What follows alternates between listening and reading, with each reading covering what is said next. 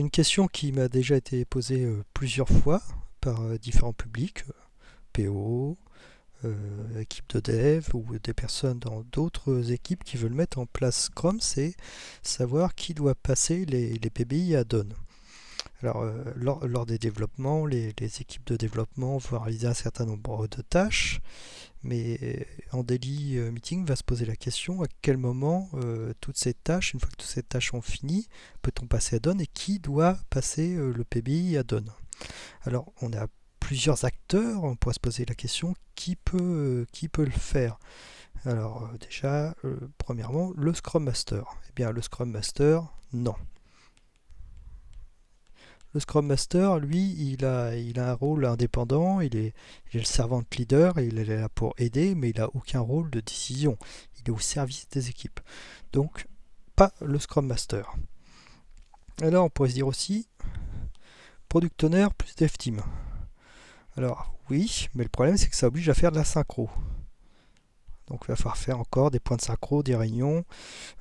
C'est pas pratique. En plus, il faut savoir que notre PO, en théorie, n'est pas au daily meeting. Donc, pas du tout adapté. Le but de l'agilité, c'est d'être fluide, pas perdre de temps en synchronisation.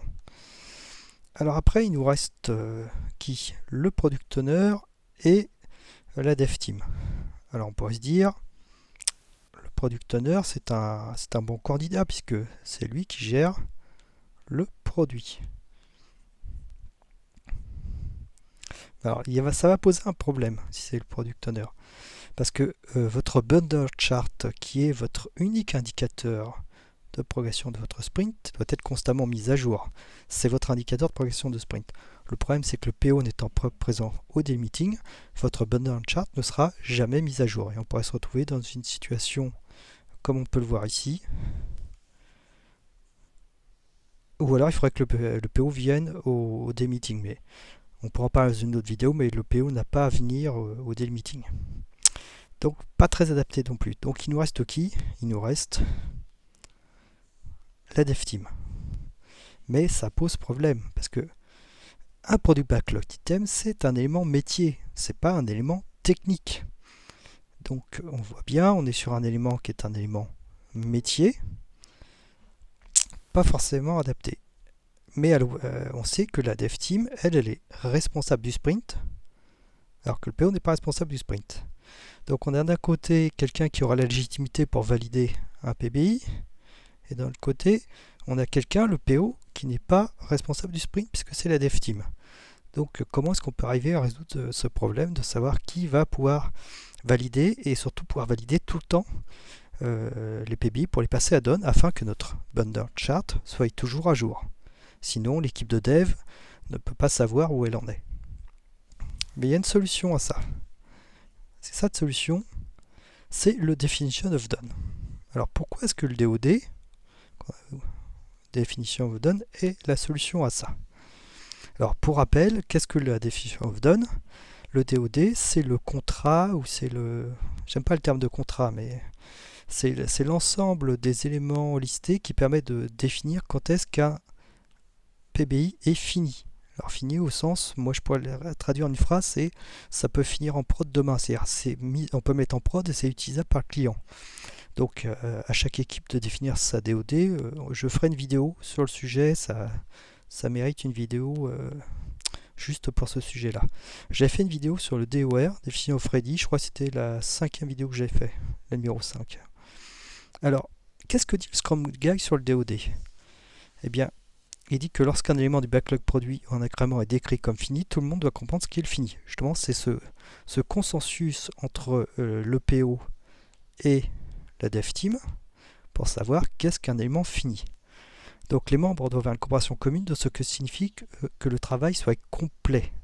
Voilà, donc justement, quand est-ce qu'on passe un PBI à Done? Ben, quand il est fini, quand il est complet. Donc s'il y a un consensus entre le PO et l'équipe de dev sur ce qui est complet, on va pouvoir faire en sorte que l'équipe de dev qui elle est responsable du sprint puisse passer un élément à Done, puisque le PO il y a eu un consensus sur qu'est-ce qu'un élément fini en termes de produit entre le PO et l'équipe de dev.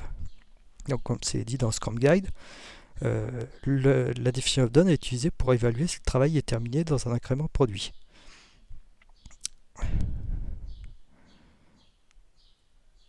Il y a deux parties. On parle aussi du DOD à un autre endroit dans le Scrum Guide. Justement, on dit que l'incrément doit être dans un état publiable sans égard à la décision du PO de publier en production ou non.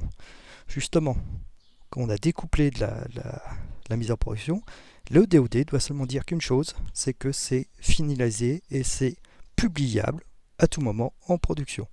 Donc l'équipe de développement a les critères, a pris un consensus de critères qui permettent de définir quand est-ce qu'un PBI est finalisé. Donc il peut en toute légitimité passer un aimant infini puisqu'il y a ce consensus entre le PO, excusez-moi, les PO, j'ai failli dire ça, le PO et l'équipe de développement.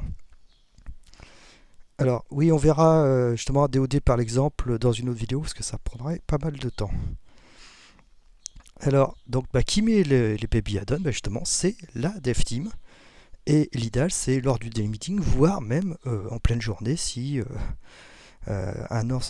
si c'est possible. Alors, quand est-ce qu'on met un baby add-on? Eh bien, il faut que toutes les tâches soient add-on et que le definition of done est OK. Chez même, on pourrait la ramener à un seul élément, le DOD est OK, parce que toutes les tâches liées au PBI sont add-on ou annulées, c'est un des items du definition of done. Donc pour moi, si je devais faire une définition justement de ce qu'est le DOD, pour moi, dans ce cas-là, par rapport à ce critère, c'est que le DOD, ça offre les critères de délégation du product owner à la dev team pour passer les PBI add-on.